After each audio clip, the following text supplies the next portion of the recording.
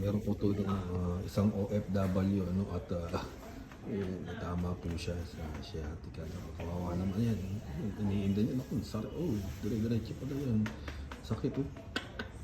Bakit pa sumakit yan? Sa edad ba yan o sa pagbubuhat? Ano ba binuhat nyo? Table. Ha? Table. Matagal ka na bang merong ganyan? Matagal na. Mga ilang taon na? 1 year.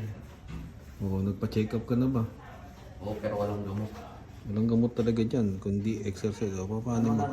Therapy. Sinusuntok lang yung pigi. Tuntok na yun. Pigi. Pinapasuntok mo ba sa asawa mo ba yan? Hindi. Minamasahe niya. Namasahe niya lang ha? Pero hindi niya kaya. Hindi niya kaya. Masakit pa rin? Dapat i-ano mo yan. Ayaw mo kasing stretch mo. Ano? Yung tinuro ko sa iyo, hindi ganyan. Umupo ka ron. Yan. Umupo ka ron. Yan. Hindi ganyan. Yan, upo ka dyan. Yan. Yan. Diba? Anong pakiramdam ngayon? Bakit may sciatica na rin sila?